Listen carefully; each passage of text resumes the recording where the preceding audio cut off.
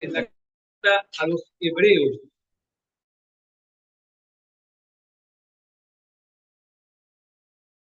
Capítulo número 2.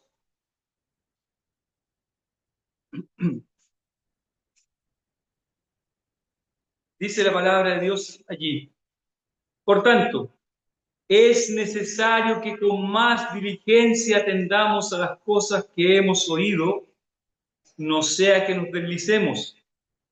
Porque si la palabra dicha por medio de los ángeles fue firme, y toda transgresión y desobediencia recibió justa retribución, ¿cómo escaparemos nosotros si descuidamos una salvación tan grande, la cual, habiendo sido anunciada primeramente por el Señor, nos fue confirmada por los que oyeron, testificando Dios juntamente con ellos, con señales y prodigios y diversos milagros y repartimientos del Espíritu Santo según su voluntad? El Señor añada bendición a lo que hemos leído y lo que habremos de considerar en esta mañana. Esta es la primera exhortación que hace el autor de la carta a los Hebreos. Hay varias exhortaciones y la exhortación, el llamado de atención a los creyentes hebreos es a poner más diligencia, a atender con más empeño, a entender con mayor compromiso, con mayor entusiasmo y perseverancia a las cosas que hemos oído. ¿Qué cosas? ¿Por qué el autor está exhortando a los creyentes? Porque esta carta es conocida como la carta de las cosas mejores.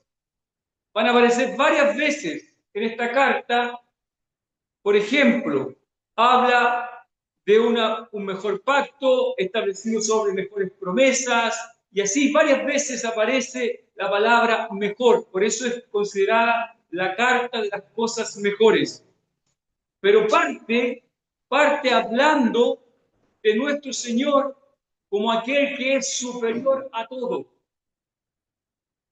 Y va a hablar, comienza el autor diciendo: Dios, habiendo hablado muchas veces y de muchas maneras en otro tiempo a los padres por los profetas, en estos postreros días nos ha hablado por el Hijo. Si antes Dios habló a través de los profetas, eso no es nada. Los profetas eran hombres utilizados por el Señor, pero ahora nos habla a través del Hijo mismo, a través del Hijo. ¿Y por qué el autor está escribiendo esto? ¿Por qué escribe a los hebreos? Porque tristemente ya en aquel tiempo, probablemente antes del año 70, todavía en el templo se estaban haciendo sacrificios. Todavía había creyentes que estaban mirando al templo y veían en el templo al sumo sacerdote con sus vestiduras y con toda la pompa que había en el templo allí, y ellos decían: pero nosotros somos tan poquitos en comparación con ellos. Lo que nosotros hacemos parece que no tiene tanto valor. Y creo que quiere hacer el autor de la carta a los Hebreos: presentarles al Señor, a aquel que es superior en todo, superior a los profetas, un mensaje superior, superior a los ángeles, superior, va a decir más adelante, superior a Moisés, que era siervo, pero aquí está el dueño de la casa, superior a Aarón, porque si bien Aarón era el sumo sacerdote conforme al orden levítico, aquí tenemos a un sumo sacerdote que es superior, conforme no a la orden levítica, sino según Melquisedec, que no tiene principio de días ni fin de días, y va a decir en el capítulo 7, tal sumo sacerdote nos convenía, santo, inocente, sin mancha, apartado de los pecadores y hecho más sublime que los cielos. Ese es el sacerdote que nosotros tenemos. Ese es el Salvador nuestro, tan superior. Por lo tanto, hasta lo que ha dicho acá, Él es superior a los profetas, su mensaje es muchísimo mejor y es superior a los ángeles, porque a cuál de los ángeles dijo Dios jamás, mi hijo eres tú. Dios ahora está hablando por el Hijo y habla de 7 gloriosas cosas de nuestro Salvador. En estos postreros días nos ha hablado por el Hijo, a quien constituyó heredero de todo, por quien en sí mismo hizo el universo, quien sustenta todas las cosas con la palabra de su poder, y sigue hablando del Señor, de las glorias del Señor. Por tanto, dice, atendamos a las cosas que hemos oído. Atendamos con más diligencia, con mayor empeño, con mayor, con mayor prontitud, con mayor sigilo, diligencia. Porque, ¿saben? En el día de hoy hay muchos que dicen, sí, yo soy cristiano, soy de Cristo, soy salvado, pero en sus vidas no lo parece. Y no están atendiendo a la palabra, no están mirando al Salvador. Es necesario que con más diligencia atendamos a las cosas que hemos oído, no sea que nos deslicemos. Cuidado, nos podemos deslizar, podemos resbalar como en un tobogán y seguir la corriente de este mundo. Y si tú aún no conoces al Señor, con mayor razón es necesario que con más diligencia, con más atención, con mayor compromiso, atendamos a las cosas que hemos oído. No sea que nos deslicemos. Porque si la palabra dicha por medio de ángeles fue firme, en el Antiguo Testamento, cuando Dios habló y cuando Dios trajo la ley, dice que fue dada por medio de ángeles allí, y Dios ordenó al pueblo no acercarse al monte, no acercarse al monte. Pero cada vez que Dios habló y cuando utilizó ángeles, la palabra fue firme. ¿Recuerdan? Cuando aquellos ángeles vienen a Sodoma y Gomorra y hablan a Lot y le dice que huya, que salga, escapa al monte, no mires tras ti. ¿Y qué ocurrió? Dios envió fuego del cielo para aquellos que desobedecieron. Pero cuando Dios dio la ley, dice también en el capítulo 12, lo que allí ocurría tenía a todos aterrados, estaban aterrados viendo la gloria del Señor. Y era tal lo que ellos veían que decían a Moisés que intercediera. Estaban aterrados.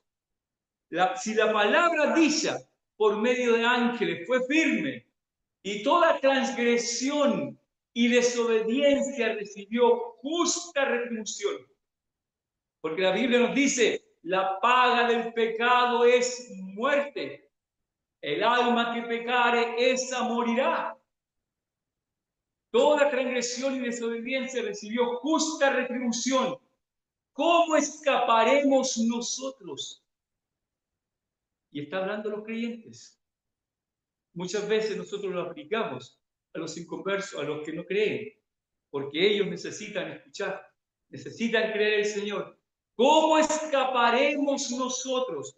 Me gusta lo que decía la versión antigua. ¿Cómo escaparemos nosotros si tenemos en poco una salvación tan grande? Decía la versión antigua. Me gusta eso. Si tenemos en poco, porque ¿qué es lo que uno descuida? Aquello que no tiene valor. Yo soy profesor. Y muchas veces un alumno le pedía el libro, no, se me quedó. se me quedó el libro, se me quedó, para ellos, pero que se le quedara el celular, eso sí que no se puede quedar. Y a muchos les pasa. Se le puede quedar la Biblia en la casa, no importa. Se puede quedar cualquier cosa en la casa, no importa. Pero se me quedó el celular. Algo como tan importante. Y es porque no le damos valor a lo que tiene valor. ¿Cómo escaparemos nosotros si descuidamos, si tenemos en poco una salvación tan grande? Una salvación tan grande. ¿Y por qué es grande esta salvación? ¿Por qué es tan grande nuestra salvación? Primero, esta salvación es grande porque tiene origen en aquel que es superior a todo, porque tiene su origen en el Señor mismo. La salvación es grande porque tiene su origen en Dios, y nuestro Dios es grande, excelso, supremo, y por lo tanto es eterna y es concebida desde la eternidad. Esta salvación está concebida desde la eternidad y revelada soberanamente por Él mismo. Revelada por el mismo Señor, que dice, la cual, esta salvación tan grande, ¿cómo escaparemos nosotros si descuidamos una salvación tan grande, la cual, esta salvación, habiendo sido anunciada primeramente por el Señor, esta salvación es tan grande, concebida desde la eternidad por nuestro Dios y anunciada por el mismo Dios. Dios quiere que todos los hombres sean salvos y que vengan al conocimiento de la verdad. Y nuestro Dios, que ha concebido esta salvación, eres autor de eterna salvación para todos los que en Él creen. Él es autor de la salvación, pero Él mismo la anuncia. ¿Qué dijo el Señor a los suyos? El Señor mandó a los suyos diciéndoles, id y predicad el evangelio a toda criatura. El que creyere y fuere bautizado será salvo, mas el que no creyere será condenado. Y cuando nuestro Salvador vino a este mundo, ¿qué es lo que comenzó a decir? Arrepentíos y creed en el Evangelio. Creed en el Evangelio. Él anunció la salvación. ¿Qué es el Evangelio? Es poder de Dios para salvación a todo aquel que cree. La pregunta es, ¿tú crees en el Evangelio? ¿Eres tú una persona que un día oyó la palabra del Señor? El Señor dijo, perdón, de cierto os digo, el que oye mi palabra y crea al que me envió, tiene vida eterna y no vendrá a condenación, mas ha pasado de muerte a vida. Pero ese texto tiene un problema. ¿Cuál es el problema? El problema no es el texto mismo, es el cómo nosotros lo aplicamos. Porque algunas personas dicen, sí, yo creí en el Señor. El Señor dice, el que oye mi palabra y crea el que me envió tiene vida eterna. Yo creí, yo creí, pero un creer intelectualmente hablando. Y no ha habido ninguna transformación. No ha, ¿Cómo escaparemos nosotros si descuidamos una salvación tan grande? Porque la salvación no solamente nos libra de la culpa del pecado, no solamente nos libra del juicio, no solamente nos libra de la ira venidera y del fuego eterno. Eso es algo que va a ocurrir a los que de verdad hemos creído. Pero nos quedamos cortos si nos quedamos solamente ahí. Leamos, por favor, 1 Corintios capítulo 1. 1 Corintios capítulo 1.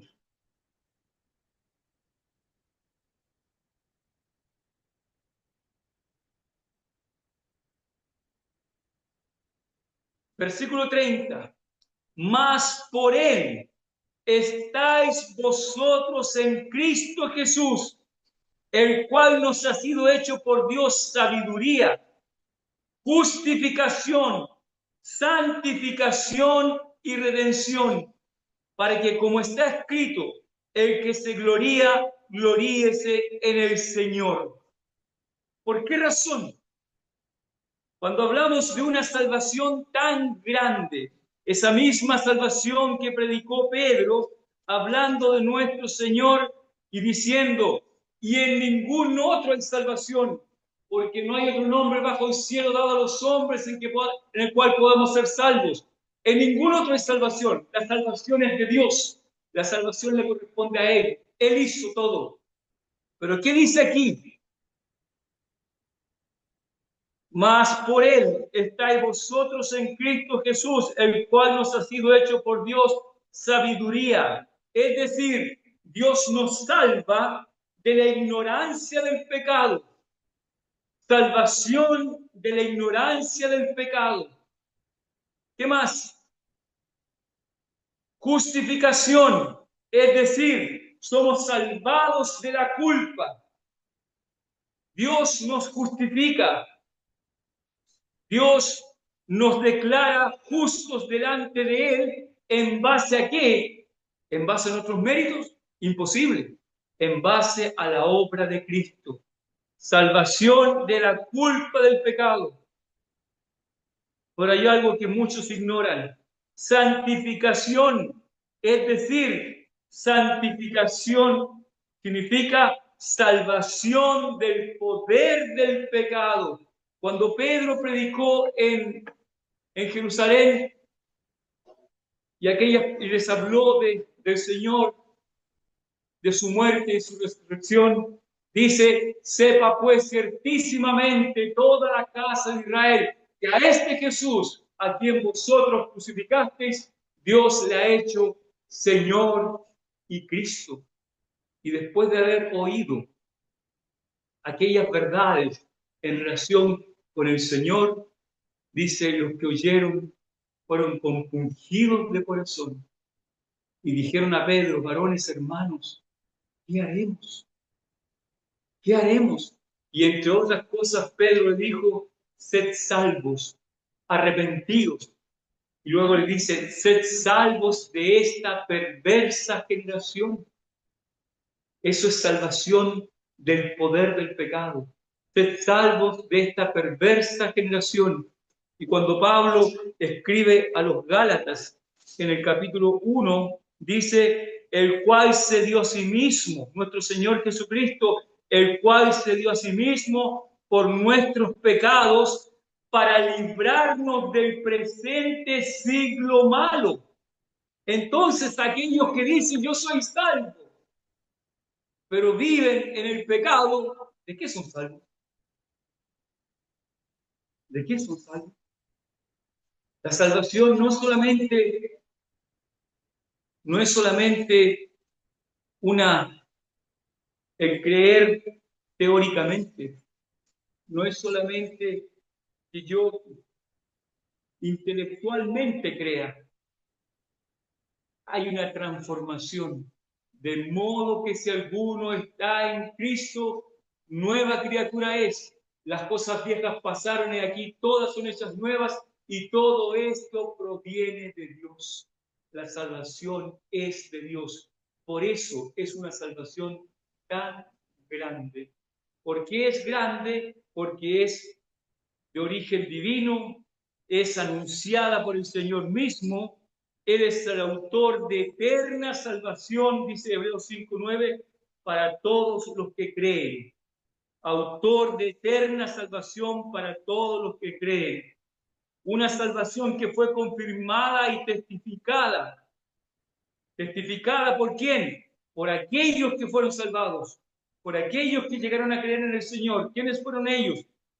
los discípulos, los apóstoles, y respaldada por el Señor, con señales, prodigios y diversos milagros. Así que es una salvación que es evidente, es decir, podemos decir es histórica, es verificable, es verificable. Los discípulos dieron testimonio, murieron por causa del testimonio del Señor. Y Dios además estuvo dando señales. Y aquí hay tres palabras: señales, prodigios y milagros. Las señales apuntan a algo más grande que al acto mismo. Dirigen la atención a Dios, dirigen la atención a la voluntad de Dios y a la identidad del Señor.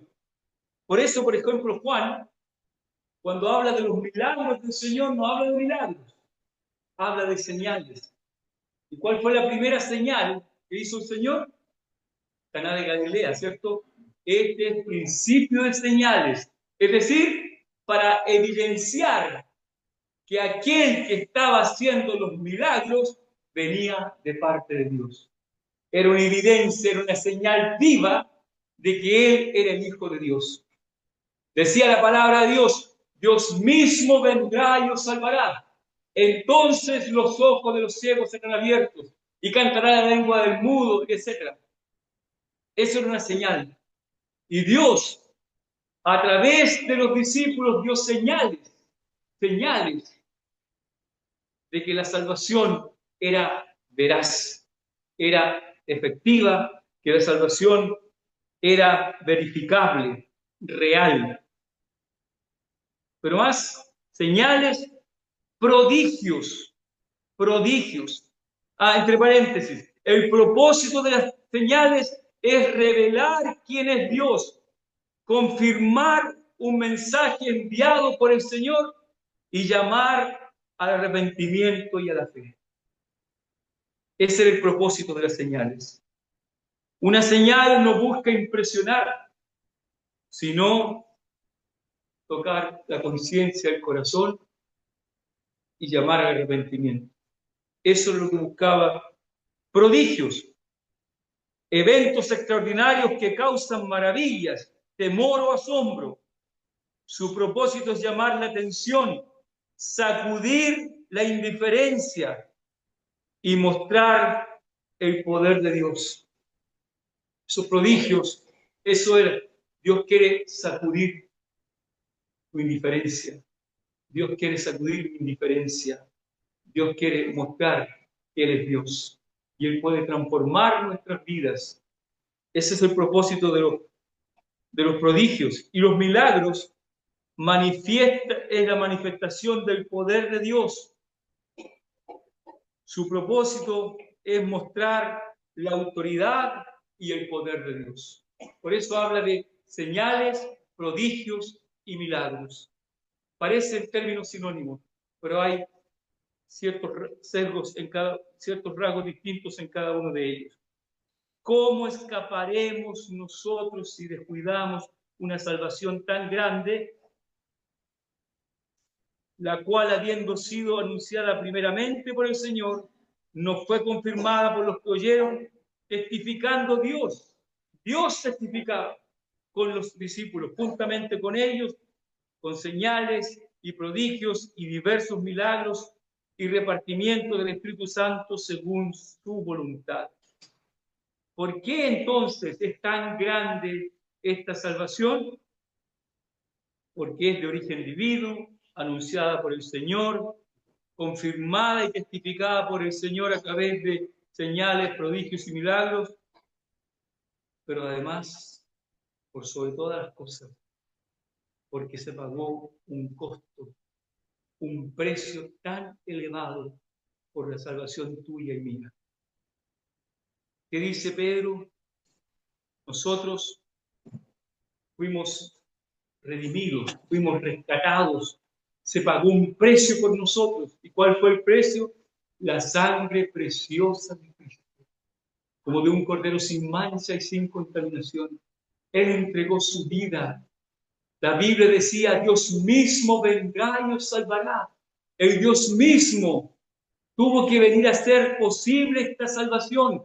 Y para salvarnos necesitaba tomar forma de siervo y semejante a los hombres. ¿Cómo era posible? Dios lo había anunciado a través de Isaías. He aquí que una virgen concebirá y dará a luz un hijo y se llamará su nombre Emmanuel. Emmanuel, Dios con nosotros. Grande es el misterio de la piedad. Dios fue manifestado en carne.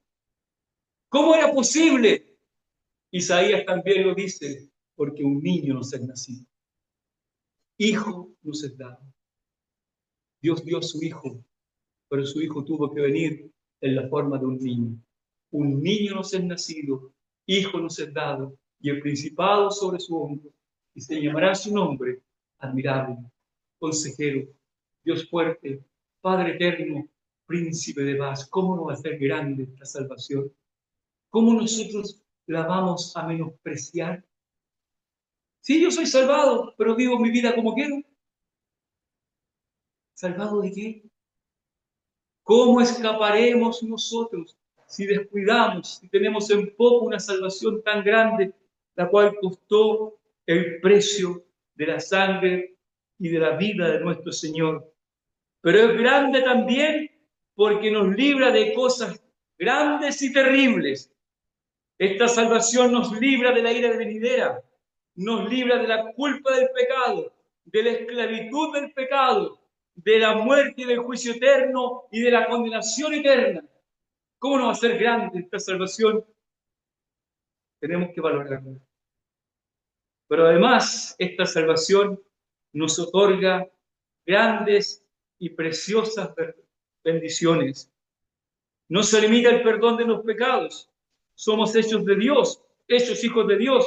Somos justificados delante de Dios. Tenemos paz para con Dios por medio de nuestro Señor Jesucristo. Somos redimidos, comprados a un tremendo precio. Somos sellados con el Espíritu Santo de la promesa. Somos hechos nuevas criaturas. Tenemos una gloriosa esperanza eterna de una patria celestial. Es una salvación completa, como dije antes. Salvación pasado de la culpa, presente del poder del pecado y futura de la presencia del pecado. ¿Cómo no va a ser grande esta salvación? Y es total y completa en todo nuestro ser, pues Él nos va transformando día a día. Y como dice Pablo, la obra que comenzó en vosotros la perfeccionará hasta el día de Jesucristo. Y como le dice a los tesalonicenses, el deseo es que todo nuestro ser, cuerpo, alma y espíritu, sean guardados y irreprensibles hasta la venida de nuestro Señor. Es una salvación tan grande. Y porque además es superior a todo lo que los judíos antiguos tenían. Lean la carta completa y van a ver todas las cosas mejores que hay allí en esta carta. Esta carta, como dije, es llamada la carta de las cosas mejores, que comienzan ahí en el capítulo número 6. Pero en cuanto a vosotros, oh amados, estamos persuadidos de cosas mejores y que pertenecen a la salvación, aunque hablamos así, de cosas más excelentes, de cosas más excelentes, una mejor esperanza, un mejor pacto, un mejor y más sublime, glorioso y poderoso sumo sacerdote, un mejor ministerio, establecido sobre mejores promesas, y así pueden seguir leyendo ustedes estas cosas tan grandes. Por eso la salvación que tenemos es tan grande. ¿La valoramos? ¿Nos damos cuenta del precio pagado por nosotros? ¿Nos damos cuenta cuán grande es nuestro Salvador? ¿Ese también tu Salvador? Que el Señor bendiga su palabra en nosotros. Vamos ahora. Nuestro Padre Celestial, queremos darte gracias por tu palabra. Gracias por esta salvación tan grande, provista por tan grande y precioso Salvador. que dio su vida en el Calvario por cada uno de nosotros para darnos preciosas y grandísimas promesas, para darnos una salvación completa, una salvación eterna, una salvación que le costó su vida, que le costó derramar su preciosa sangre cuando el justo murió por nosotros los injustos para llevarnos a ti, oh nuestro Dios. Rogamos que Él sea el Salvador de cada uno de los aquí presentes y que los que ya somos salvados valoremos esta salvación tan grande. Te pedimos esto y te damos muchas gracias en el santo y precioso nombre del Señor Jesucristo. Amén. Amén.